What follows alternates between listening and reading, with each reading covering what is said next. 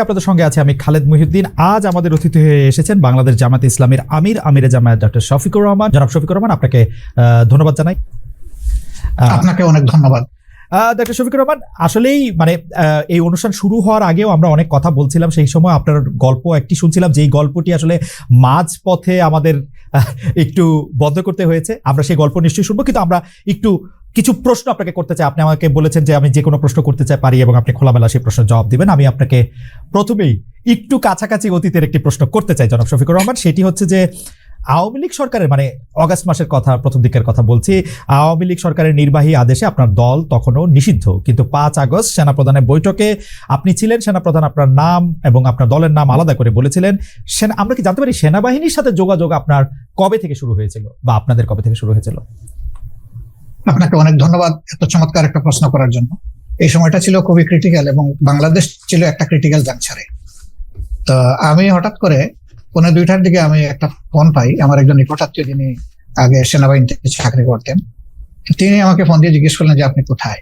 আমি বললাম যে আমি তো অমুক জায়গায় আছি। আপনাকে তো আমরা ট্রেস করতে পারছি না, অনেকক্ষণ ধরে আমরা খুঁজতেছি।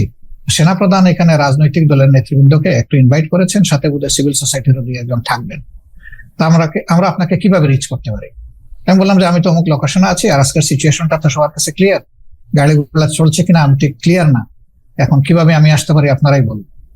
ওনারা বললো যে না, সবাইকেই আমরা গাড়ি প্রোভাইড করেছি, আপনার জন্য আমরা গাড়ি পাঠাবো, আমাদের গাড়িতেই আমরা নিয়ে আসবো। আমি বললাম ওয়েল, তাইলে আপনারা আসেন, লোকেশন দিলাম, ওনারা শুরু করলো। আনফর্চুনেটলি ওনারা এয়ারপোর্ট রোডে বের হওয়ার পরেই একটা দুর্ঘটনা ঘটে গেল। ফলে এই জনস্রোতের মাঝে পড়ে একটা গাড়ি সেনাবাহিনীর ক্ষতিগ্রস্ত হয়ে গেল। এই অবস্থা দেখে তারা আবার ব্যাক করে চলে গেলেন ক্যান্টনমেন্টের ভিতরে গিয়ে আমাকে বললেন যে আমরা তো ফেল করেছি, এখন কি করা যায়, সবাই তো আপনার জন্য অপেক্ষা করছে, বাকি সবাই এসে গেছে। আমি জিজ্ঞেস করলাম কে কে এসেছেন। বললেন যে বিএনপি নেতৃবৃন্দ এসেছেন, জাতীয় পার্টির নেতৃবৃন্দ এসেছেন, এবং আসিফ নজরুল সাহেব, অধ্যাপক আসিফ নজরুল সাহেব আছেন। আমি বললাম তাইলে আমি কি করতে পারি?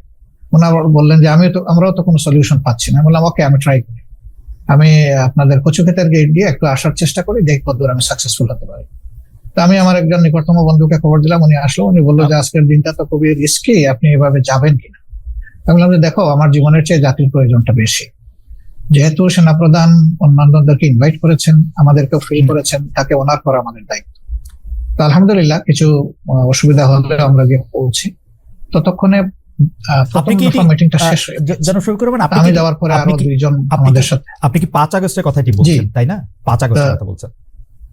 আমি 5 আগস্টের কথা। অর্থাৎ 5 আগস্টের আগে কি আপনাদের সাথে 5 আগস্টের আগে কি আপনাদের সাথে সেনাবাহিনী কোনো যোগাযোগ? আগে ওনাদের সাথে তো আপনার না, আমি ওনাকে সরাসরি ফিজিক্যালি চিন্তা মনে হয় এবং কোনো কথা। আপনার কাছে কি মনে হয় যে আপনার একটা নিষিদ্ধ রাজনৈতিক দল, ওনার কাছের লোকেরা, জনাব শফিকুর রহমান, আপনার কাছে কি মনে হয় যে আপনার একটা নিষিদ্ধ রাজনৈতিক দল, সেনাবাহিনীর প্রধান আপনাদেরকে আমন্ত্রণ জানাচ্ছেন আলোচনা করার জন্য, সেটি আসলে কতটা যৌক্তিক বা কতটা গ্রহণযোগ্য? আপনার কাছেও কি এটি খুব গ্রহণযোগ্য মনে হলো? আপনার কাছে মনে হয় না যে এটা একটা ট্র্যাপ হতে পারে, এটা অন্য জিনিস হতে পারে? কারণ আপনি তো আসলে একটা নিষিদ্ধ রাজনৈতিক দলের আমির তখনও। আমি আসলে এটা মোটেই মনে হয়নি, এবং আমি মনে করিও। আপনি এখন নিশ্চয়ই জানতে চাইবেন যে কেন আপনি মনে করলেন না। আমি মনে করি না এই কারণে, আপনি লক্ষ্য করবেন যে 1 আগস্ট যখন আমাদেরকে নিষিদ্ধ ঘোষণা করা হয়, তখন প্রেক্ষাপটটা কি ছিল? হঠাৎ করে বিনা মেঘে বজ্রপাতের মতো একটা ঘটনা উনি ঘটাই ফেললেন, তৎকালীন প্রধানমন্ত্রী। আমরা কিন্তু সাথে সাথে এটাকে রিজেক্ট করেছি, এবং আমাদের সাথে সংহতি প্রকাশ করে বাংলাদেশের বিরোধী দলের সকলে, বিএনপি সহ সকলেই কিন্তু এটা নিন্দা জানিয়েছে, এবং তারাও এটাকে রিফিউজ করেছে যে এটা হলো ইস্যু ডাইভার্ট করার জন্য জাস্ট একটা কৌশল হিসেবে তারা ব্যবহার করছে, এটাকে কেউ গ্রহণ করেন। কাজে আমাকে যখন দাওয়াত দেওয়া হয়েছে, আমি এটা অস্বাভাবিক মনে করিনি। আমি মনে করেছি যে এটা জাতির প্রয়োজনে এবং আমাদের দলীয় দৃষ্টিভঙ্গি থেকে সবই ঠিক আছে, এটা আমাদের রায়, আমি মনে করেই গিয়ে। জনাব রহমান, আপনার কাছে কি মনে হয় যে এই সরকারের সাথে আপনার একটা নিবিড় সম্পর্ক রয়েছে? বা অনেকে এটাও বলে থাকেন যে আন্দোলনটি হয়েছে আওয়ামী লীগ সরকারের বিরুদ্ধে। অবশ্যই আওয়ামী লীগ সরকার ফেসিস্ট একটি সরকার ছিল, যে সরকার 15 বছর ধরে মানুষের গণতান্ত্রিক অধিকার হরণ করে রেখেছিল, কিন্তু এই সরকারের বিরুদ্ধে যে আন্দোলন হয়েছিল, সেই আন্দোলনে কি জামায়াত ইসলামের একটা বড় ভূমিকা ছিল?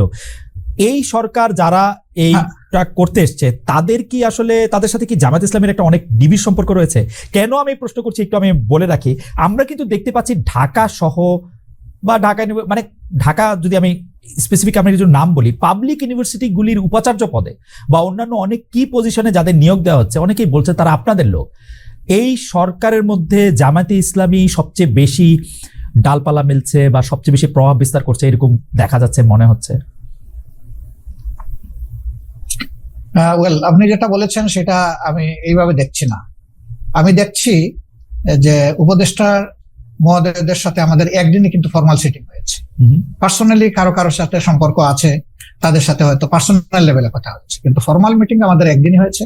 যেদিন প্রথমে বিএনপি কে ডাকা হয়েছিল, তারপরে আমাদেরকে, এরপরে অন্যান্য দলকে একত্রে ডাকা হয়েছিল। 3টা স্লটে তারা কনভারসেশন করেছিলেন বা ভিউজ এক্সচেঞ্জ করেছিলেন।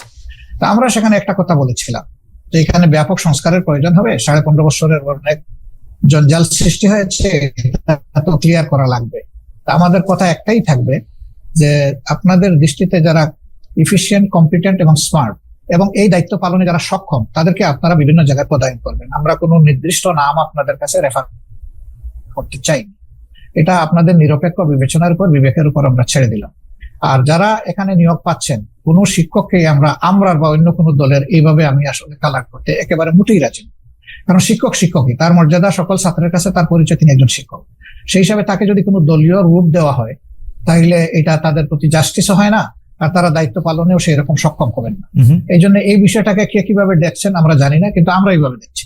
ওকে, আপনারা কি তাহলে শিক্ষককে আপনারা শিক্ষকই বলতে চাইছেন? আমি জাস্ট এক লাইনে জানতে চাইতেছি, আওয়ামী লীগও যাদেরকে নিয়োগ দিয়েছিল তারা তো শিক্ষকই ছিলেন, কিন্তু তাদের কিন্তু আমরা দেশব্যাপী, রাষ্ট্রব্যাপী বিভিন্ন জায়গায় বিভিন্ন অমর্যাদা হতে দেখেছি। তাদেরকে পদত্যাগ করতে বাধ্য করা হয়েছে, তাদেরকে বিভিন্ন ধরনের লাঞ্ছনা বা গঞ্জনার মধ্যে দিয়ে যেতে হয়েছে। সেটা আপনি আসলে কিভাবে দেখেছেন?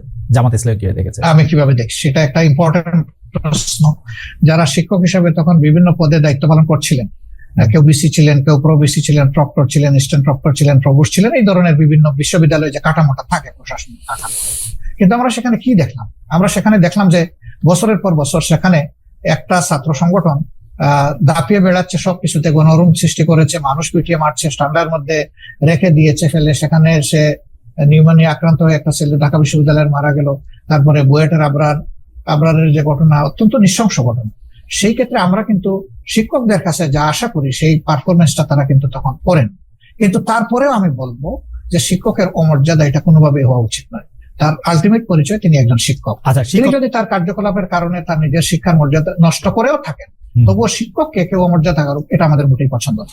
আচ্ছা, আমি একটু আবার অনেক বিষয় নিয়ে আপনার সাথে কথা বলতে হবে। আমরা অনেকে, মানে আপনি এসেছেন বলে অনেকে আমাদের অনুষ্ঠান দেখছেন, সেজন্য আপনি আমার তাড়াহুড়াকে একটু ক্ষমা সুন্দর দৃষ্টিতে দেখবেন, কিন্তু অনেক বিষয় নিয়ে আপনাকে প্রশ্ন করতে হবে, অনেক বিষয় আমাদের জানার আছে। আমি একটু আপনার গঠনতন্ত্র থেকে, জামাত ইসলামের গঠনতন্ত্র থেকে একটু পড়ি। জামাত ইসলামের গঠনতন্ত্রের 6 বলছে যে কেবল আল্লাহ তাআলার বিধানকেই একমাত্র হিদায়াত হিসেবে মানিয়া লইবে এবং আল্লাহ তাআলার দেয়া শরীয়তের বিপরীত যাবতীয় নিয়ম নীতি এবং পন্থা পদ্ধতিকে প্রত্যাখ্যান করিবে, মানে জামাত ইসলামের একজন সদস্য। তো আমরা যদি ধরে নেই জামাত ইসলামী একটা ইসলামী শরীয়তের বিপরীত নয় এমন একটা শাসন ব্যবস্থা বা এমন একটা রাষ্ট্র ব্যবস্থা কামনা করে বা আশা করে, তাহলে সেটা আসলে কার মডেল বা কোন পৃথিবীর আর কোন দেশের আদলে? মানে এটা কি পাকিস্তানের আদলে, এটা কি সৌদি আরবের আদলে, এটা কি ইরানের আদলে, এটা কিসের আদলে আসলে? আসলে দেখেন, আল্লাহ তাআলার বিধান হলো আল্লাহর সৃষ্টির জন্য। আল্লাহ তাআলা মানুষকে শুধু সৃষ্টি করে নাই, তিনি সমস্ত সৃষ্টির স্রষ্টা। সেই স্রষ্টার পক্ষ থেকে যে বিধানটা আসে সেটা হলো ব্যালেন্সড এবং সবার জন্য উপকারী। আল্লাহ তাআলার কোরআনের অ্যাড্রেস হচ্ছে ইয়া আইয়ুহান নাস, হে মানব জাতি। এটা দিয়ে আল্লাহ তাআলা কোরআনে অ্যাড্রেস করেছে, এবং তার নবীকেও তিনি মানব জাতিরই শুধু নেতা রাখেন নাই, তিনি সমস্ত সৃষ্টির উপরে একটা রহমত স্বরূপ বলেছেন। তো আমরা সেই আদর্শকে অবশ্যই আমরা লালন করি, ধারণ করি, এবং আমরা বিশ্বাস করি এর মাধ্যমে মানব জাতির কল্যাণ নিহিত এবং মানব জাতি কল্যাণ পাবে। যেমন ধরেন, একজন কমিউনিস্ট পার্টির সদস্য, তিনি বিশ্বাস করেন যে কমিউনিজম মাধ্যমে মানুষের যারা সোশ্যালিস্ট তারা মনে করেন সোশ্যালিজম মানুষকে মুক্তি দিতে পারবে, অন্তত অর্থনীতি। তো এরকম এক একটা আদর্শ রয়েছে, সেই আদর্শের অনুসারীরা তার আদর্শকে আপহোল্ড করবেন, এটা খুবই সহজ। আমরাও সেই দিক থেকেই করি। এখন আপনার প্রশ্ন হলো যে এটা কি পাকিস্তান মডেল হবে নাকি অন্য কোনো দেশের মডেল হবে? না, এটা আল্লাহ তাআলা স্রষ্টা আর তার মেসেঞ্জার যারা ছিলেন, শুধু মুহাম্মদ সাল্লাল্লাহু আলাইহি ওয়াসাল্লাম না, এর আগেও যারা পয়গম্বর এসেছেন বা প্রফেট সাল্লাল্লাহু আলাইহি ওয়াসাল্লাম যারা এসেছেন, তারা তাদের যে মডেল, আমরা ওই মডেলটাকেই আমরা অনুসরণ করি। সবার মডেলটা দুনিয়ায় এখন বাস্তবে নেই, আছে মুহাম্মদ রাসূলুল্লাহ সাল্লাল্লাহু আলাইহি ওয়াসাল্লামের মডেলটাই বাস্তবে আছে।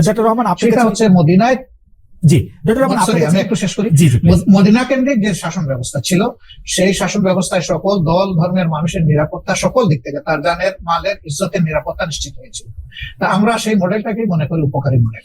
ওকে ডক্টর রহমান, আপনার কাছে কি মনে হয় না যে আপনি আপনি মানে মদিনার পরে এটি আর কোন দেশে কার্যকর হয়েছে, কোন একটি মডেল হয়েছে, সেরকম কি আপনার কোনো কিছু একটা মনে হয় যে এইটা আমরা উদাহরণ হিসেবে নিতে পারি কোন আরব বিশ্বে, কোন মুসলিম বিশ্বে, কোন মুসলিম? দেখেন, দুইজন মানুষ যেমন হুবহু সমান হয় না, এক দুইটা সভ্যতা হুবহু সমান আমি পাবো না। হয় হচ্ছে উন্নত হবে, না হয় একটু অবনত হবে। রাইট। তো পরবর্তী পর্যায়ে আমরা যদি উসমানিয়া সভ্যতার কথাটা ধরি, সেটা দুনিয়া বহু জায়গায় বিস্তৃত ছিল, এবং এটা 1 বছর 2 বছর 1 দশক 2 দশক না, বরঞ্চ শতকের পর শতক ছিল।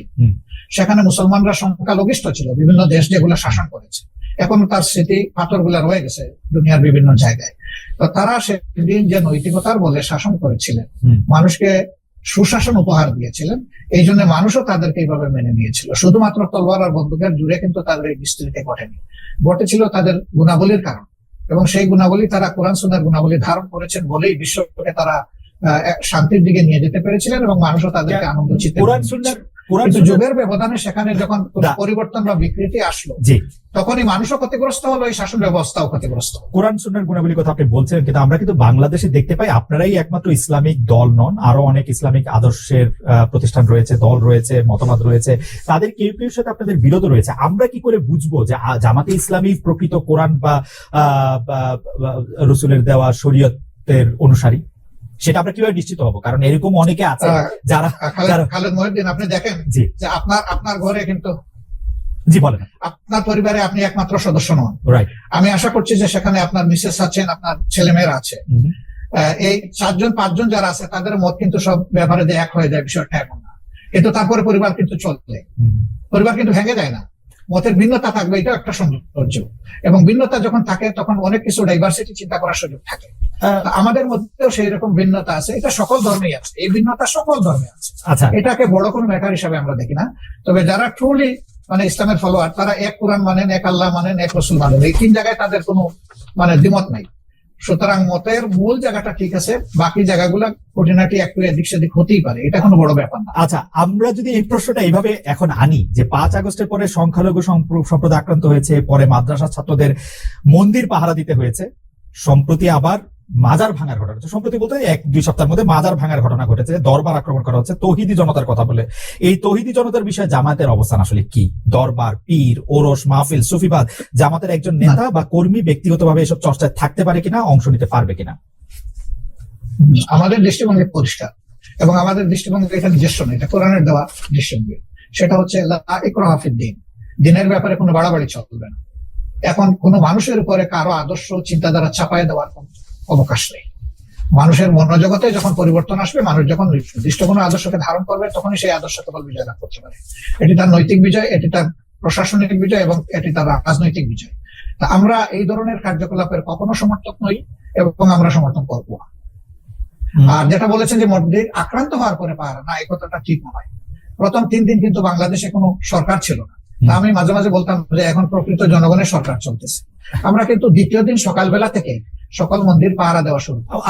শুধু মন্দির পাহারা দিচ্ছেন আপনার, সেটি আমরা দেখছি, কিন্তু মাজার আক্রমণ সম্পর্কে বা মাজার ভেঙে ফেলা, তারপরে হচ্ছে দরবার আক্রমণ করা, সেগুলি সম্পর্কে পীর, ওরস, মাহফিল, সেগুলি না, আমরা এগুলা জোর করে কোনো কিছু প্রয়োগ করা, এটা আমরা পছন্দ করি না, এবং কারোই কোনো ব্যাপারে আইন হাতে তুলে নেওয়াকে আমরা সমর্থন করি না। জনাব শফিকুর রহমান, আপনি কি জানেন যে আপনি কি জানেন কিছু মাজার, দরবার এগুলিকে আক্রমণ করা হয়েছে? আমরা এগুলা জানি না এমন না, আমরা জানি, কিন্তু জামাত ইসলামী অবস্থান জানায় না, এগুলা প্রতিবাদ করি যখন যেটা আমরা উপযুক্ত। কিন্তু জামাত ইসলামী কি প্রতিবাদ সমর্থন করি নাই, কখনো সমর্থন করব না। সমর্থন না করলেও আপনারা প্রতিবাদ কি করেছেন?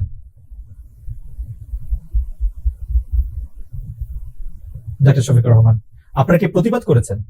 হ্যাঁ, আমরা করি না, আমরা নীতিগত প্রতিবাদ করেছি। একদম আইটেম টু আইটেম যদি ধরেন, সেরকম হয়তো আপনি পাবেন।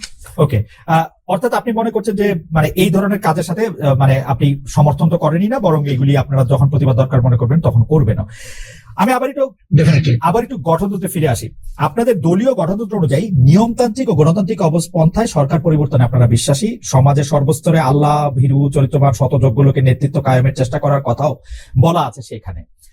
কিন্তু আমাদের প্রশ্ন, আপনারা বিভিন্ন সময়ে যেসব দলের সঙ্গে রাজনৈতিক জোট করেছেন, এক পথে হেঁটেছেন, এক ভাষায় কথা বলেছেন, আওয়ামী লীগ, বিএনপি, আবার অনেক, আপনারা জানেন আপনারা জোটের মধ্যে ছিলেন, তাদের মধ্যে কি আপনারা এসব বিষয় দেখেছেন নাকি আপনাদের রাজনীতিতেও মানে আমরা আপনাদের রাজনীতিতেও সেটা তাদের মধ্যে দেখেছেন কিনা, নাকি আপনাদের রাজনীতিতেও শেষ কথা বলে কিছু নাই, ক্ষমতা রাজনীতি আসলে আমরা বিষয়টা আমরা ওইভাবে নেই, আমরা নিয়েছি যখনই দেশে কোনো ধরনের ফেসিজম অথবা মানে মানুষের উপর চাপে দেওয়া কোনো শাসন যখন এসেছে, কোনো অন্যায় কার্যকলাপ যখন সরকারের পক্ষ থেকে চালানো হয়েছে, তখন আমরা তার প্রতিবাদ করেছি। এবং প্রতিবাদ করতে গিয়ে একই সুরে যারা প্রতিবাদ করেছেন সঙ্গত কারণে তাদের সাথে আমাদের মিশে গেছে বিষয়টা। এবং আমরা একটা জোটও করেছিলাম, 4 দলীয় জোট, যেটা পরবর্তী পর্যায়ে 20 দলীয় জোটের ক্রমান্বয়ে সময়ের ব্যবধানে রূপান্তরিত হয়েছিল। যদিও এখন আমাদের সেই রকম কোনো রাজনৈতিক জোটে আমরা নেই, বা অনেকেই নাই, যদিও ছোটখাটো 2-1টা জোট আছে, এটা অন্য ব্যাপার, কিন্তু 20 দলীয় জোট নাই, 4 দলীয় জোট নাই। তো জোটে আমরা গিয়েছি, এটা আমাদের রাজনৈতিক কৌশলগত ব্যাপার ছিল, কিন্তু আদর্শিক কোনো ঐক্য ছিল।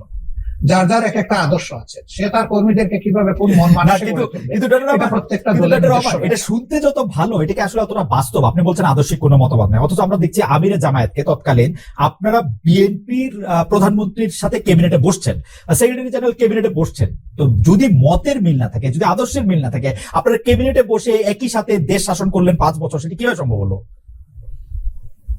সেটা ছিল রাজনৈতিক অ্যারেঞ্জমেন্ট, এটা আদর্শিক অ্যারেঞ্জমেন্ট না। রাজনীতি আদর্শ থেকে বাইরে, তিনটা মন্ত্রণালয় আমাদের যে স্লোগান, হ্যাঁ না, আমাদের যে স্লোগান, সেই স্লোগানটা হচ্ছে যে মানুষকে সুশাসন দিতে হলে অবশ্যই সৎলোক লাগবে। তো তাদের এই জায়গাটায় দেখেন আপনি যে তারা আলহামদুলিল্লাহ 5 বছর সার্ভ করেছেন কান্ট্রিকে 3টা মন্ত্রণালয় পর্যায়ক্রমে, কিন্তু তাদের ব্যাপারে কেউ কেউ বিভিন্ন অভিযোগ এনেছেন। অভিযোগ সত্য মিথ্যার এদিকে আমি যাচ্ছি না, কিন্তু তাদের ইন্টিগ্রিটির ব্যাপারে, অনেস্টির ব্যাপারে এবং তাদের ইফিসিয়েন্সির ব্যাপারে কেউ কিন্তু কোন প্রশ্ন তুলেনি। কারণ তারা এই আদর্শে লালন করে এই আদর্শে গড়ে উঠেছেন। যে স্লোগান তারা দিতেন, তারা সেই স্লোগানের ছিলেন বাস্তব নমুনা। অন্যদেরকে তো ঘর আমরা ঠিক করে দিতে পারবো না, অন্যরা তাদের মতো করে তাদের আজকে যদি এখন আপনি বলতে পারেন আজকে আওয়ামী লীগের সাথে আপনার আদর্শিক জোট না হলে আওয়ামী লীগের সাথে আপনার রাজনৈতিক জোট হতে পারে। আওয়ামী লীগের সাথে হবে কিনা এটা বলা কঠিন, কারণ যে আওয়ামী লীগ তার নিজের দেশের মানুষকে জনগণের কেনা অস্ত্র দিয়ে গুলি চালাইতে পারে এবং গণহত্যা করতে পারে, তাদের তো রাজনীতি করা তো বহু চিন্তা ভাবনা। তো পাকিস্তান আমলে তো পাকিস্তান আমলে 1971 সালে তো আমাদের পয়সা দিয়ে কেনা অস্ত্র দিয়ে বাঙালিদের মারা হলো, কিন্তু জামাত ইসলামী তো তার বিরোধিতা করে নাই। হ্যাঁ, তার বিরোধিতা করে নাই, করেছে, সেই প্রশ্নে আমি আজকে যাব না।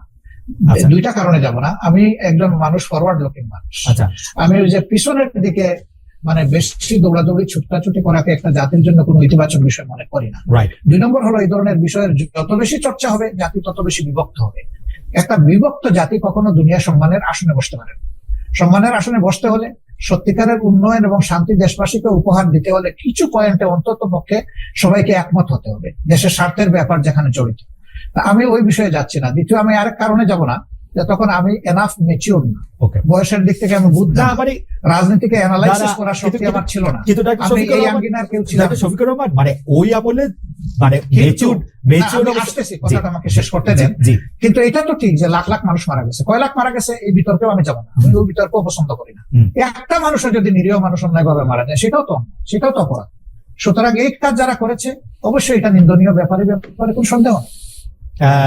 ডক্টর শফিকুর রহমান, এতে আমারও কোনো সন্দেহ নেই, কিন্তু শুধু আমি এটা বলছিলাম যে আমাদের যদি কোনো একটা বিষয় বিশ্লেষণ করার জন্য ওই সময়ের ব্যাপারে যদি যথেষ্ট মানে ওই উপস্থিতিটা না থাকে, আপনি এটা থেকে বলতেই পারেন যে আপনি আসলে ওই ব্যাপারে বলতে চান না। কিন্তু দল হিসাবে জামাত ইসলামের নিশ্চয়ই একটি অবস্থান পরিষ্কার করার ব্যাপার রয়েছে, সেটি আপনি আরেকদিন বলবেন বলছেন, সেটা আমরা আরেকদিন শুনবো। সেটি আমরা একটু জোটের রাজনীতি প্রসঙ্গে আসি। আমরা একটু বিএনপির সাথে জামায়াতে ইসলামীর দূরত্ব, একটা জোট তো ছিল, সেই জোটের থেকে যে বিএনপির সাথে যে দূরত্বটা বাড়লো, এটার কারণ কি বলে আপনি আসলে মনে করেন? মানে মানে মানে আপনি কি মনে করেন যে বিএনপির সাথে কেন? আপনি বলতে পারেন জোট নেই, কিন্তু দেশের স্বার্থে আমরা কিন্তু দূরত্বে নাই। আমাদের মূল জায়গাগুলোতে আমাদের কোনো দ্বিমত নাই, কিন্তু যেহেতু দল দুইটা পৃথক এবং আমাদের এখন কোনো জোট বিদ্যমান নাই, সেই কারণে যার যার অবস্থান থেকে যে যেটা সঠিক মনে করতেছেন বক্তব্যটা সেভাবেই রাখবেন, এটাই নেচার। এবং একজন দেশের আপনি সচেতন নাগরিক হিসেবে রাজনীতি যদি বাদও দেন, আপনার চোখের সামনে যদি কোনো ভালো কাজ হয় তাকে আপনার অ্যাপ্রিসিয়েট করা দরকার, আবার কেউ যদি কোনো মন্দ কাজ করে তাকে সংশোধনেরও আপনার চেষ্টা করা দরকার। তো দেশের স্বার্থে যদি আমি কথা বলি এবং আমাকে যদি কেউ ক্রিটিসাইজ করে, আমি এটাকে ওয়েলকাম, কারণ ক্রিটিসিজম না হলে পারফেকশন আসে না। আর মানুষ কেউ ভুলের ঊর্ধ্বে না, আমরা ভুল করতেই পারি, ব্যক্তিগতভাবে করতে পারি, আবার সামষ্টিকভাবে দলগতভাবে আমরা ভুল যদি কেউ ধরিয়ে দেয় সেই তো আমার প্রকৃত বন্ধু। আর যারা সমালোচনা করে তাদেরকে আমি বন্ধু হিসাবে নিই, কিন্তু আমার ভুল দেখে যারা নীরব থাকে আমি তাদেরকে বন্ধু মনে করি। ওকে, ডক্টর শফিকুর রহমান, আমরা কিন্তু দেখতে পাচ্ছি যে এই সরকারের মেয়াদ বা নির্বাচন প্রশ্নে আপনি মনে করছেন বা আপনার দল মনে করছেন যে এই সরকারকে একটু যৌক্তিক সময় দেওয়া প্রয়োজন। বিএনপি মনে করছেন যে ইলেকশনের ঘোষণা বা ইলেকশনের একটা রোডম্যাপ যে সরকার ঘোষণা করছে না সেটি একটি ঠিক কাজ নয়। তো এই ক্ষেত্রে কি আপনাদের মধ্যে বিএনপির সাথে কোনো আলাপ আলোচনা হচ্ছে? আপনারা কি একটি জায়গায় আসতে পারবেন নাকি আপনাদের অবস্থান এরকমই থেকে যাবে? অর্থাৎ বিএনপি এই মুহূর্তে নির্বাচন চায়, জামায়াত চায় সংস্কার করে নির্বাচন হোক। সম্ভবত এটা একসময় তাদের মানে স্ট্যান্ড ছিল, কিন্তু গত কালকে বা পরশুদিন তাদের যে মিটিংটা হলো, যেখানে তাদের দলের অ্যাক্টিং চেয়ার অ্যাড্রেস করেছেন জাতিকে, সেখানে তিনি কিন্তু একই কথা বলেছেন যে এই সরকারকে সাকসেসফুল হতে দিতে হবে এবং তাদেরকে যৌক্তিক সময় আমরা দেওয়ার পক্ষে। এখন যৌক্তিক সময়ের বাইরে কিন্তু এখন আর কেউ স্পেসিফিক কোনো কথা বলছেন না, কাজে এই জায়গায় আমাদের একটা ঐক্য হয়ে গেছে। এখন প্রশ্ন দাঁড়াতে পারে যে এই যৌক্তিক সময়টা কতটুকু। তা আমরা দুটো রোডম্যাপের চিন্তা করছি, একটা রোডম্যাপ হবে সংস্কারের রোডম্যাপ, আর একটা হবে নির্বাচনের রোড। আগে হবে সংস্কারের রোডম্যাপটা, তারপরে হবে সংস্কারের নির্বাচনের রোড। তো সংস্কারেরটাই আমরা এখন সরকারের কাছে চাইবো যে কতদিন টাইমলাইনটা কি হবে। বিভিন্ন তারা তো সবকিছু সংস্কার করতে পারবেন না, বেসিক জিনিসগুলো সংস্কার করে যাতে একটা তারা neutral, fair and credible election যাতে তারা উপহার দিতে পারেন, সেটার জন্যই তাদেরকে আমরা সর্বাত্মক সহযোগিতা করতে চাই। এই সময়টা নাতি দীর্ঘ হওয়া উচিত, তারা এটা বুঝবেন কতটুকু, জাতীয় বুঝবে কতটুকু। ঠিক টাইমটা মাত্র 1.5 মাস যায়নি তো এখনো, 23 তারিখ 1.5 মাস হবে। আমরা একটু অবজার্ভ করছি, একটু সময় নিচ্ছি। ওকে, নির্বাচন সংস্কারের প্রসঙ্গটা আমরা একটু পরে আসি, বা আপনি যখন বলবেন তখন বলতেই পারেন। সংবিধান সংস্কারের প্রসঙ্গে আমি আপনার কাছে জানতে চাইতে পারি যে আপনাদের গঠনতন্ত্র পরে আমি যতটুকু বুঝেছি বা আপনাদের কথা শুনে আমি যতটুকু বুঝেছি যে আপনারা আসলে কোরআন এবং রসুলের বাণী ছাড়া অন্য কোনো ভাবে অন্য কোনো কিছুই আপনারা মানে আপনাদেরকে পড়লে আরেকটু পরিষ্কার হবে যে, আবারও বলি, কেবল আল্লাহ তাআলার বিধানকেই একমাত্র হিদায়াত হিসেবে মানিয়ে নেওয়া, আল্লাহ তাআলার দেওয়া শরীয়তের বিপরীতে যাবতীয় নিয়ম নীতি পন্থা পদ্ধতিকে প্রত্যাখ্যান করা। এখনকার যে গণতান্ত্রিক সিস্টেম, সংবিধানের সিস্টেম, সেটা তো অনেকটা ওয়েস্টার্ন ডেমোক্রেসি বা যেটাকে আমরা বলি যে ওয়েস্টমিনিস্টার ডেমোক্রেসি, সেইটার আদলে অনেকখানি করা। তো সেইটা কি আপনাদের সাথে সাংঘর্ষিক না? আপনারা যদি এটা পরিবর্তন করেন আপনাদের মতের সাথে, আর কি না, মোটেই না। এটা যদি আপনারা পরিবর্তন করেন তাহলে কি আপনাদের মতো করে সংবিধান পরিবর্তন হবে না? কি না, আমি আগেই বলেছি যে প্রত্যেকটা দলের এক একটা আদর্শ থাকবে, এটা খুবই স্বাভাবিক। একটা পলিটিক্যাল আইডিওলজি তার থাকবে, সবার আছে। সংবিধানটা কেমন যে যারটা ভেন্টিলেট করবে। Democracy itself not a ism, এটা একটা প্রসেস। আপনি ইজমে যাবেন, মানুষের কাছে আপনার প্রোডাক্ট আপনি ফ্লোট করবেন, আপনার বক্তব্য আপনি তুলে ধরবেন, আপনার আদর্শ আপনি তুলে ধরবেন। বেশিরভাগ জনগণ যখন আপনার আদর্শকে সাপোর্ট করবে, তখন স্বাভাবিক কারণে বুঝতে হবে যে এই দেশের মানুষ এটাই চাচ্ছে, যে আদর্শটাই চান। ওকে, আমার আদর্শ যতদিন পর্যন্ত বেশিরভাগ মানুষ সাপোর্ট করবে না, আমাকে ধৈর্য ধরে সেই পথে থাকতে হবে। ইসলামের ডেমোক্রেসির জায়গাটা কেমন? মানে ইসলাম কি, আপনি মদিনার কথা বলছিলেন, আমাদের রসুল সাল্লাল্লাহু আলাইহি ওয়াসাল্লাম বা তার পরে যেসব খলিফা অন্তত 4 জন 5 জন যেভাবে নির্বাচিত হয়েছিলেন বা যেভাবে ইয়েতে বসছিলেন, সেটি কি গণতান্ত্রিক উপায়ে নির্বাচিত হয়েছিলেন তারা? অবশ্যই, অবশ্যই। তারা তখন যারা মানে সমাজে মতামত দেওয়ার মতো সেই পর্যায়ের লোক ছিলেন, তাদের সকলকে নিয়ে তারা বসেছেন মসজিদে নববীতে অথবা অন্য কোনো জায়গায় বসে, তাদের অধিকাংশের মতের ভিত্তিতেই অ্যাপয়েন্টমেন্ট দেওয়া হয়েছে। আপনি তাই মনে করছেন? তাই মনে করছেন, এটাই ফ্যাক্ট, এটাই হিস্ট্রি। তারপরে যখন আব্বাসীয় উমাইয়া বা ওসমানিয়ারা দেখেন আমাদের দেশে, জি না সেটা তো আমি খেলাফতে নিচ্ছি না, আমি খেলাফতের যুগটা বলতেছি। এরপরে ধরেন যখন হলো, এই খলিফা যখন কেউ হয়ে গেলেন, তিনি কিন্তু অল ইন অল হইতে পারলেন না। এই ধরনের বহু ঘটনা আছে, আমি এখন কথা লম্বা হবে সেই উদাহরণ আমি দিচ্ছি না, বহু ঘটনা।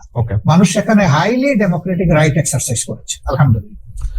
আচ্ছা, এটা যদি আমি বাংলাদেশের ক্ষেত্রে এটাকে একটু বলি যে আপনাদের গঠনতন্ত্রে ইসলাম প্রচার, ইসলামের দাওয়াত, ব্যক্তি জীবনে ইসলাম চর্চার বিষয়টা নিয়ে বারবার বলা হয়েছে।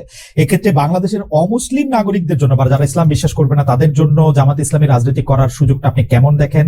আদৌ কোনো সুযোগ আছে কিনা? আমি পড়ছিলাম গঠনতন্ত্র, সেখানে আমি দেখতে পাচ্ছিলাম যে তারা সকল কিছু মেনে নিলে বড়জোর সহযোগী সদস্য হতে পারবে। এটা বাংলাদেশের সংবিধানের সাথে সাংঘর্ষিক হবে না? বাংলাদেশের সংবিধান বলছে সবার জন্য অধিকার সমান হবে, কিন্তু আপনারা বলছেন যে মানে তারা আসলে একটা নির্দিষ্ট পর্যায় পর্যন্ত শুধু যেতে পারবে। এইটাকে আপনি একটু সাংঘর্ষিক মনে করেন? এটা আপনার একটা ভাইটাল কোয়েশ্চেন, অবশ্যই গুরুত্বপূর্ণ প্রশ্ন। দেখেন, আমরা তো কাউকে ইম্পোজ করব না, আমাদের আদর্শটা গ্রহণ করতে এবং দলে আসতে আমরা ইম্পোজ করব না, কিন্তু দলের দরজা তাদের জন্য বন্ধ করা যাবে। আমরা দরজা খোলা রেখেছি। প্রয়োজনে গঠনতন্ত্র তো আল্লাহ কোরআন না, কোরআনের আলোকে রচিত। কোরআন পরিবর্তন করা যায় না, কিন্তু গঠনতন্ত্র পরিবর্তন করা যায়। আমাদের গঠনতন্ত্রের দেখেন যে 22-23তম সংস্করণ পর্যন্ত হয়তো আছে, আপনি পাবেন। রাইট। তার মানে কি? তার মানে হলো আগের যে জিনিসটা আমরা মনে করেছি পরিবর্তন করা দরকার, মূলনীতি ঠিক রেখে যুগের চাহিদাকে অ্যাড্রেস করা দরকার, সেটা আমরা করেছি। হবে, সবগুলাই হবে, অ্যাকোমোডেশন হবে, কোনো সমস্যা হবে না ইনশাআল্লাহ। এই প্রসঙ্গে প্রশ্নটা করে ফেলি যে আমরা আপনাদের গঠনতন্ত্রে যেরকম পড়তে পারছি যে 33 ভাগ 2020 সালের মধ্যে নারী সদস্য সম্পৃক্ত হওয়ার কথা, সেটা হয়েছে কিনা? নারী নেতৃত্বের দিক বিবেচনা করলে নারীরা জামায়াতের কোন পদ পর্যন্ত যেতে পারবেন? এটি 1 নম্বর প্রশ্ন। 2 নম্বর প্রশ্ন হচ্ছে জামাতের গঠনতন্ত্রে একটা বড় পরিবর্তন এসেছিল কিন্তু আসলে নির্বাচন কমিশনের নির্দেশে। আপনারা তখন এটা খুব খুশি মনে পরিবর্তন করেছেন, সেটা না কিন্তু এটা করেছেন। এই প্রসঙ্গে আপনি একটু কি বলবেন? দুটি প্রশ্ন। আসলে আমরা যেটাই করি আমরা ডেমোক্রেটিক ওয়েতে করি, আলাপ আলোচনা করেই করেছি, আমরা একমত হয়ে করেছি। 2 নম্বর হচ্ছে নারী মানে কোটার প্রপোর্শনের যে বিষয়টা বলেছেন, আমরা 33 না, আলহামদুলিল্লাহ এখন নারীদের প্রপোর্শন হচ্ছে 44% আমাদের সংগঠন, এবং তারা আমাদের কেন্দ্রীয় সুরায় আছেন, কর্ম পরিষদে আছেন, সব জায়গায় তারা আছে। আচ্ছা, একটি গ্রহণযোগ্য নির্বাচন অন্তর্বর্তী সরকারে করতে হবে। একটি জনপ্রিয় প্রশ্ন এরকম যে আপনারা আওয়ামী লীগকে নির্বাচনে অংশ নিতে দেওয়ার পক্ষে নাকি বিপক্ষে? আওয়ামী লীগ আপনাদের কোনো রাজনৈতিক স্পেস না নিলেও আপনি আওয়ামী লীগের নাম উল্লেখ না করে কোনো ধরনের জুলুম না করার কথা ঘোষণা দিয়েছেন। অনেকে বলেছেন যে এই ঘোষণা না দেওয়ার কে আপনি? এই প্রসঙ্গে যদি আপনি বলেন। না, এই ঘোষণা দেওয়ার কে প্রশ্ন করেছে? জি, আসলে আমি আওয়ামী লীগের নাম নেই নাই, আর আওয়ামী লীগকেও আমি ইন্ডিকেট করি। শুধু আওয়ামী লীগ আমাদের উপরে জুলুম করে নাই, আরো অনেক পক্ষ আমাদের উপরে জুলুম করেছে। দল হিসেবে আমাদের উপরে যে জুলুমটা করা হয়েছে, যেমন ধরেন আমাদের নিবন্ধন কেড়ে নেওয়া হয়েছে, আমাদের প্রতীক কেড়ে নেওয়া হয়েছে, আমাদের অফিসগুলা সিলগালা করা হয়েছে, আমাদের শেষ পর্যন্ত তারা দিশাহারা হয়ে আমাদেরকে নিষিদ্ধ ঘোষণা করেছে। এই যে কাজগুলা দলের উপরে যে জুলুম করেছে, আমরা বলছি যে এটা প্রতিশোধ আমরা নেব। কারণ প্রতিহিংসার জন্ম নেই, আর প্রতিশোধ যখনই নিতে যাব তখন আইন হাতে তুলে নেওয়া হয়। আমরা আইন হাতে তোলার নেওয়ার ব্যাপারে আমরা বিশ্বাসী না। কিন্তু সাথে সাথে এই কথাটা আমরা বলেছি যে ভিকটিম এবং ভিকটিম ফ্যামিলি যদি আইনের আশ্রয় নেয়, এটা তাদের রাইট, ন্যায় বিচার পাওয়া, তাহলে আমরা তাদেরকে সর্বাত্মক সহযোগিতা করবো। আমরা স্ট্যান্ড থেকে সরিনি, আমাদের স্ট্যান্ড আছে। এখানে আওয়ামী লীগের নামও নেওয়া হয়নি, আওয়ামী লীগকে ইন্ডিকেটও করা হয়নি। এটা ছিল একটা সামগ্রিক বক্তব্য। আমার এই বক্তব্যটাকে টুইস্ট করা হয়েছে যে জামাতের আমির আওয়ামী লীগকে ক্ষমা করে দিয়েছেন এবং সাধারণ ক্ষমা ঘোষণা করেছেন। প্রথমটা তো নাই, দ্বিতীয়টা করার আমি কে? একটা রাষ্ট্রের সাধারণ ঘোষণা করার একমাত্র ব্যক্তি হচ্ছেন রাষ্ট্রপ্রধান, যিনি অর্থাৎ প্রেসিডেন্ট। তিনি ছাড়া প্রধানমন্ত্রী এটা পারে না, আর কেউই পারে না। আমি কে এটা করার? আমার তো কোনো অধিকার নাই। বরঞ্চ আমরা বারবার বলে আসছি যে যাদের উপরে জুলুম হয়েছে, যারা ক্ষতিগ্রস্ত হয়েছে, নিহত আহত গুম হয়েছে, তার সম্পদ হারা হয়েছে, চাকরি হারা হয়েছে, তারা অবশ্যই মামলা করবে এবং তাদেরকে আমরা সঙ্গত সহযোগিতা করব। আচ্ছা, এটি অবশ্য আমাদের একটি প্রশ্ন, কারণ হচ্ছে যে পত্রপত্রিকা যেটি ছাপা হলো আওয়ামী লীগকে ক্ষমা করে দেওয়ার ঘোষণা জামায়াতের আমিরের, অনেকেই বলেছেন যে আপনি হয়তো খোলা মনে সাদা মনে সেই ক্ষমাটি ঘোষণা করতেই চেয়েছেন, কিন্তু পরে যখন আপনার দলের লোকেরা বা আপনি ফিরে গিয়ে চাপের মুখে সেটি আবার একটু বক্তব্য অন্যরকম করছেন। বিষয়টি কি ঠিক? মোটেই না, আমি মোটেই না। আমার বক্তব্য টুইস্ট করা হয়েছিল, সেটাকে আমি ক্লিয়ার করেছি। কোনো চাপও ছিল না আমার উপরে, এবং আমি এখানে কোনো হীনমন্যতায় ভুগিনি। আমি যা ভালো মনে করেছি খোলা মনে সেটি বলেছি। আচ্ছা, আরেকটি প্রশ্ন আসতে চাই, সেটা হচ্ছে বৈষম্য বিরোধী যে ছাত্র আন্দোলনের যে রাজনৈতিক প্ল্যাটফর্ম, সেটি নিয়ে আমি সরি একটু আপনাকে ইন্টারাপ্ট করবো।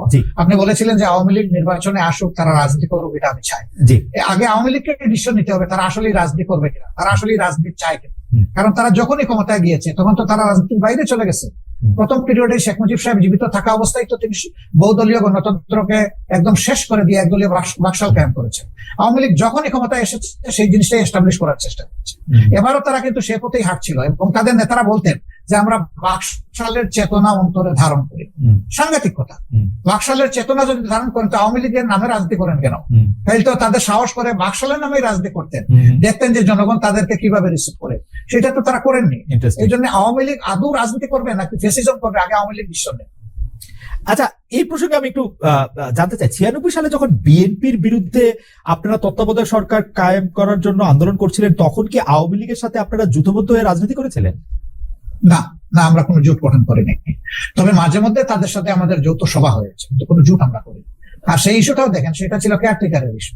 এটা আগামীতে যদি আরো একটি যৌক্তিক ইস্যু আপনাদের সামনে আসে, আপনারা আওয়ামী লীগের সাথে নিয়ে এরকম করবেন কিনা? না, আমরা আওয়ামী লীগকে সাথে নেইনি। আওয়ামী লীগ আমাদের ইস্যুতে এসে পরে শরিক হয়েছে, এবং শরিক হইতে গিয়ে তারা আমাদের ইস্যু হাইজ্যাক করতে চাইলেন।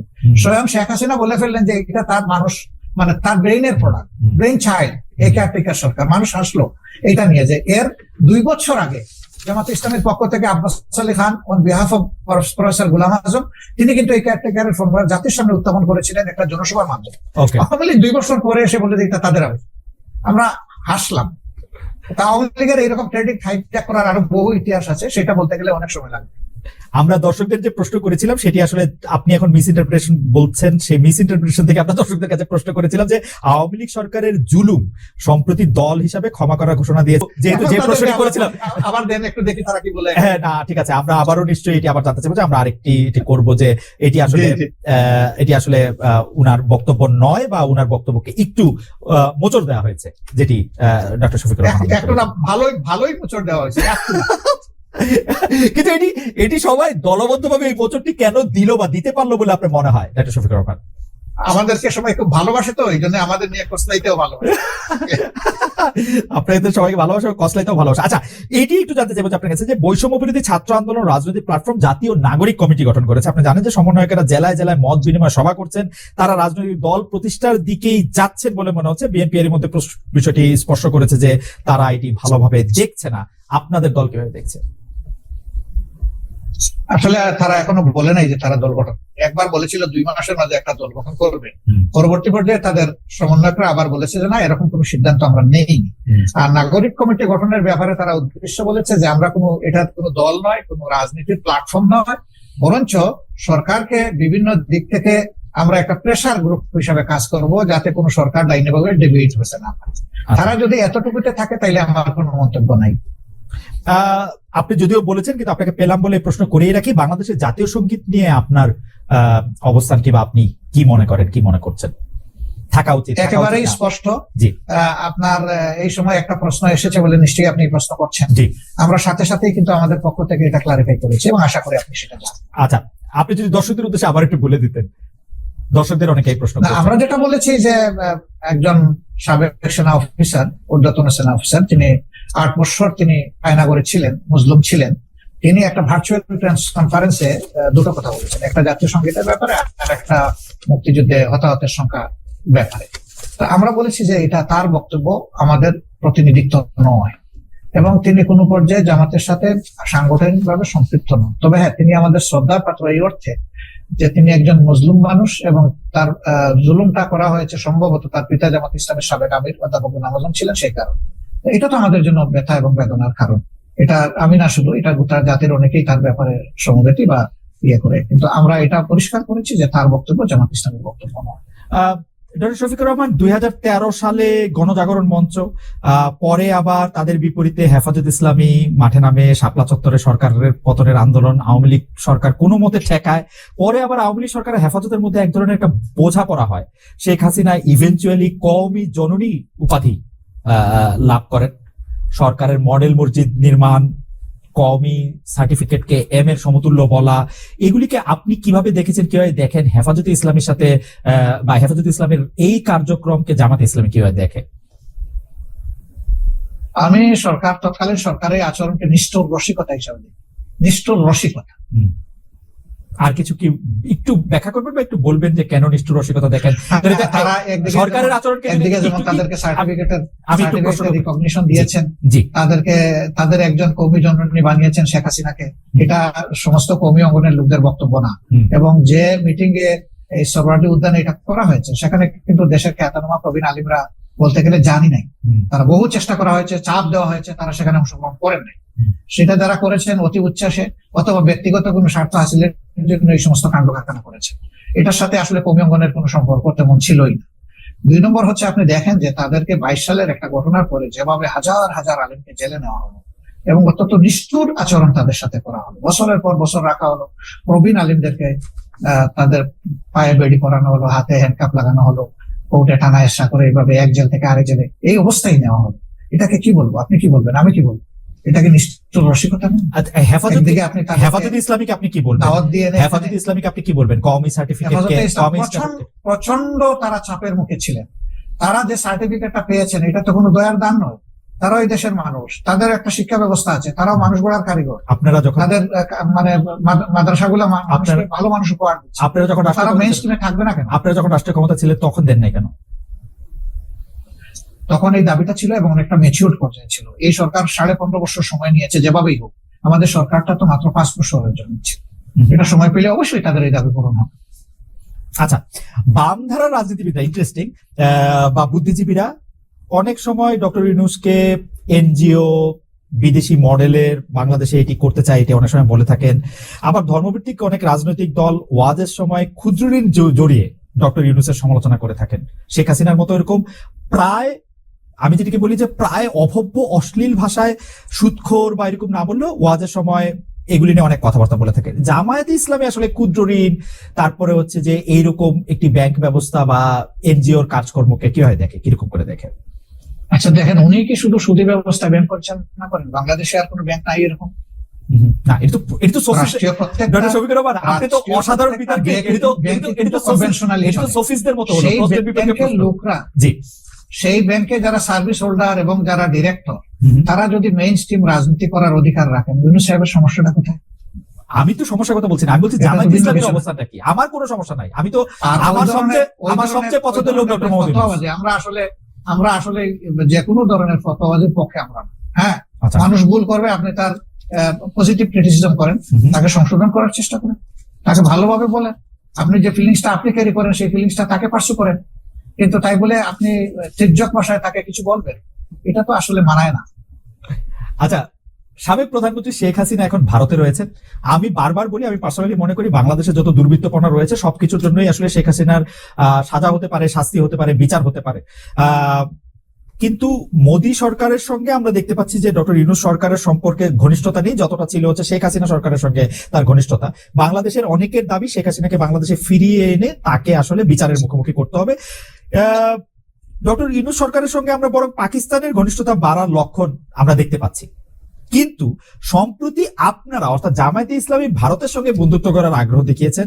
ভারত কি কোনো সাড়া দিয়েছে, নাকি এই বন্ধুত্ব করার আগ্রহটা নিয়ে একটু আপনার কাছে শুনতে চাই যে এটা আসলে কিরকম?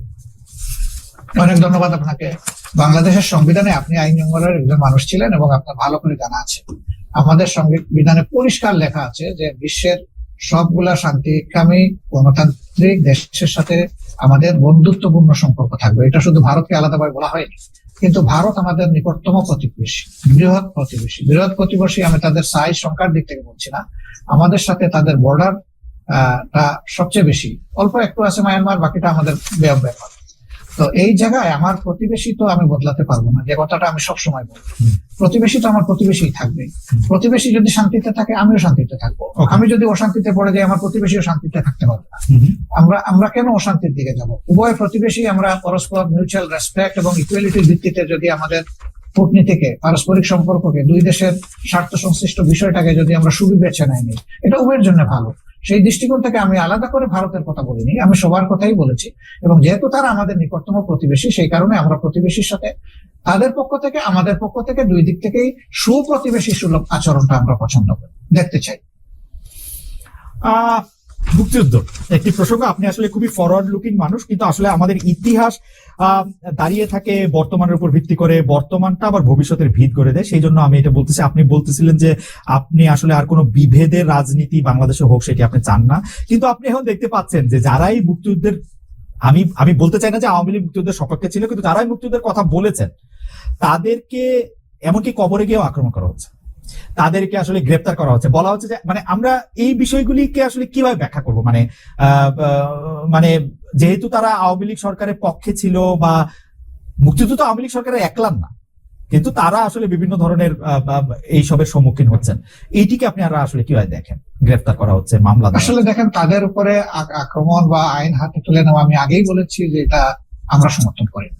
কিন্তু কেউ যদি পারপিট্রেটর হয়, যদি মানুষের উপর জুলুম করে, মানুষের অধিকার নষ্ট করে, যদি দেশের টাকা লুণ্ঠন করে বিদেশে পাচার করে, তাহলে তার তো বিচার হতে হবে, তার বিচার হওয়াটা উচিত। এটা এ কারণে নয় যে তিনি মুক্তিযুদ্ধের পক্ষের বা বিপক্ষের, বরঞ্চ যদি কেউ কিছু করে থাকে তাদের অন্যায় আচরণের কারণে তাদের সাথে এটা হচ্ছে।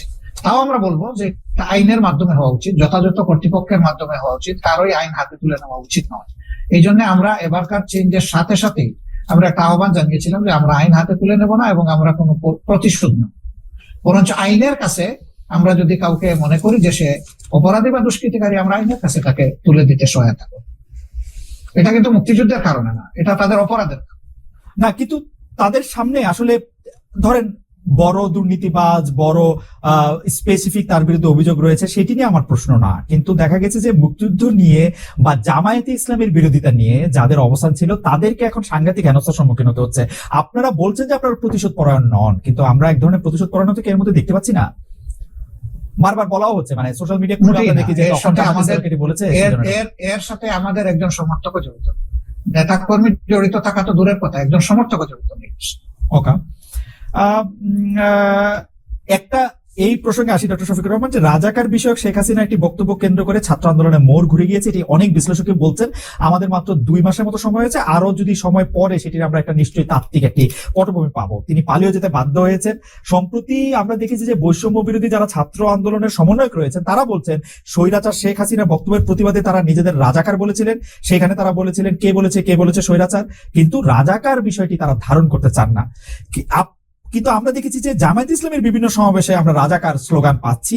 এ থেকে আপনারা আসলে কি বার্তা দিচ্ছেন? আমি আরো স্পেসিফিকলি বলি, সম্প্রতি টাঙ্গাইলে আপনার জনসভায় আপনার বক্তব্য চলাকালীন কর্মীরা স্লোগান দিয়েছে তুমি কে আমি কে, রাজাকার রাজাকার।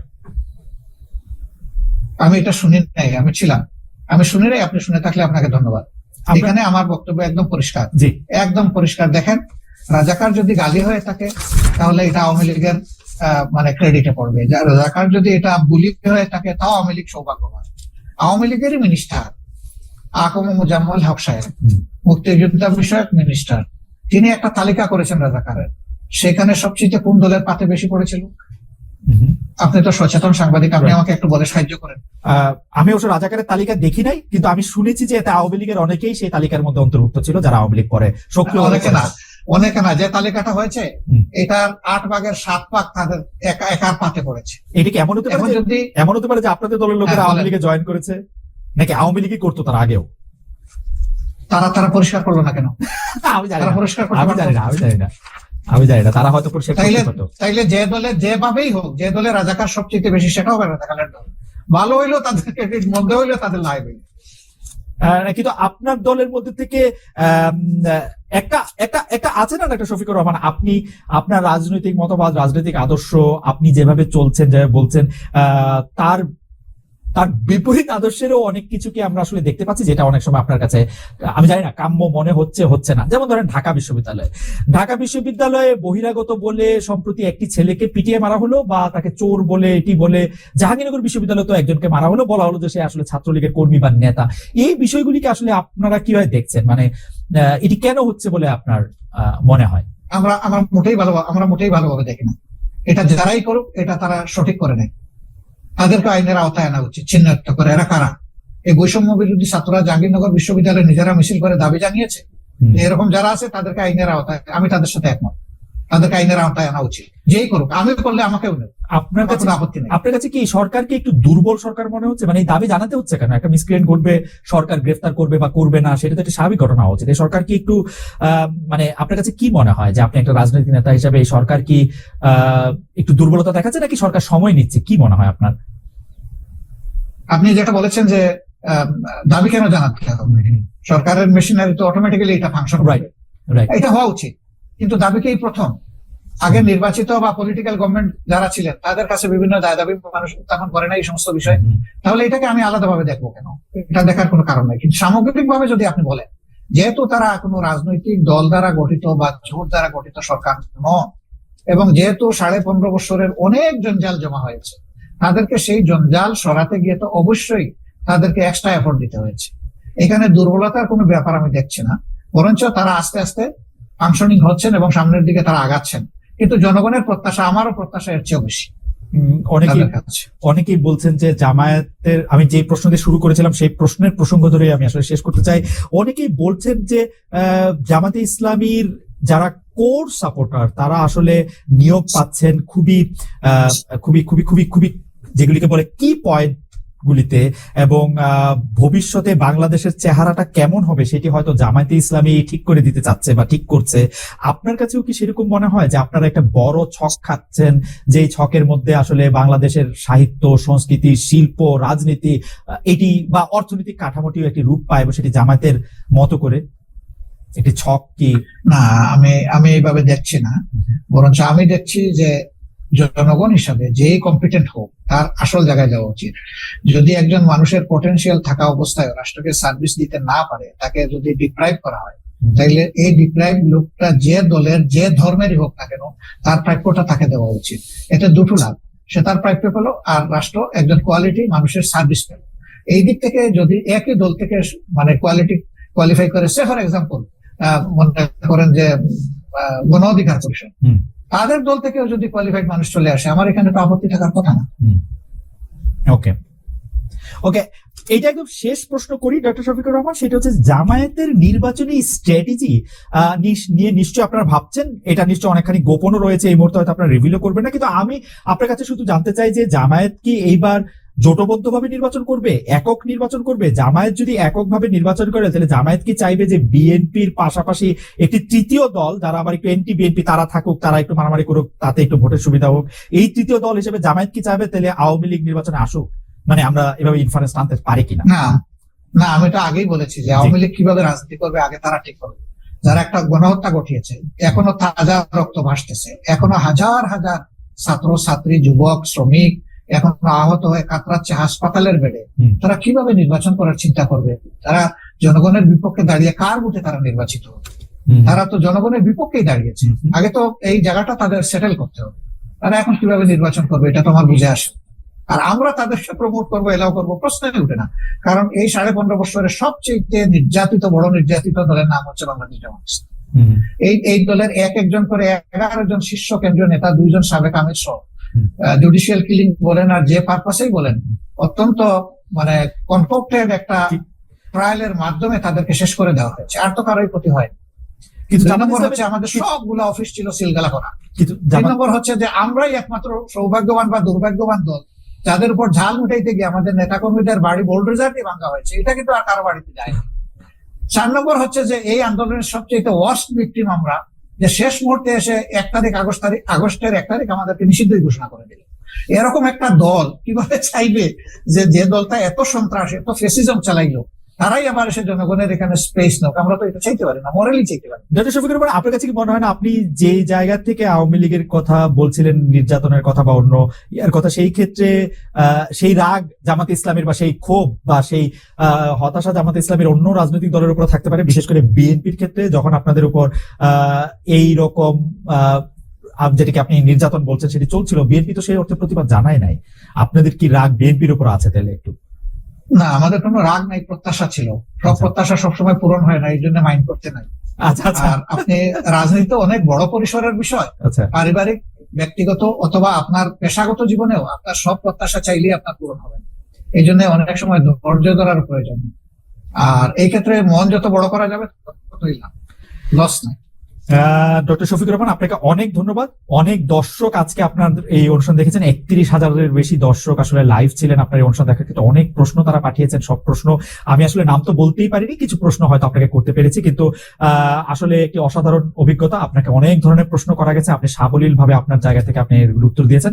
আমাদের অনেক ধন্যবাদ জানবেন, কারণ আমার কাছে মনে হয় দর্শকরা যদি এই অনুষ্ঠানটি আবারও দেখেন তাহলে দেখবেন যে এমন কোনো প্রশ্ন নাই যে প্রশ্ন আসলে ডক্টর শফিকুর রহমান উত্তর দেন নাই। তিনি তার প্ল্যাটফর্ম থেকে তিনি উত্তর দিয়েছেন। আপনি আমার মানে এটা রিপিটেড, এটা কয়বার বললাম আমি জানি না, আরো কয়েকবার বলতে চাই। আপনাকে অনেক অনেক ধন্যবাদ এবং আমাদের কৃতজ্ঞতা। এবং আপনাকে অনেক ধন্যবাদ, এবং আপনার এই আমাদের এই জেনারেশনের দ্বিতীয় স্বাধীনতার বাংলাদেশে আপনাকে স্বাগতম জানানোর জন্য আমরা অপেক্ষমান। কারণ যুদ্ধ কিন্তু আপনিও করেছেন স্বৈরাচারের বিরুদ্ধে। না, আমি আমি আমি আমি আপনার আপনাকে আবারও ধন্যবাদ জানিয়ে এবং দর্শকদের ধন্যবাদ জানিয়ে আজকের অনুষ্ঠান আমি শেষ করতে চাই। আমরা নিশ্চয়ই দর্শকরা দেখবেন এই অনুষ্ঠানটির মধ্যে অনেকগুলি প্রশ্নের জবাব ডক্টর শফিকুর রহমান দিয়েছেন। জামাতের রাজনীতি থেকে শুরু করে জামাত 71 সাল সম্পর্কে কিভাবে অন্যান্য সবকিছু বিষয়ে আসলে কথা বলতে চেষ্টা করেছেন। আগামী সপ্তাহে আমরা আবারও আসবো আপনাদের সামনে, হয়তো নতুন কোনো অতিথি নিয়ে। সে পর্যন্ত আপনাদের সবাইকে অনেক অনেক ধন্যবাদ।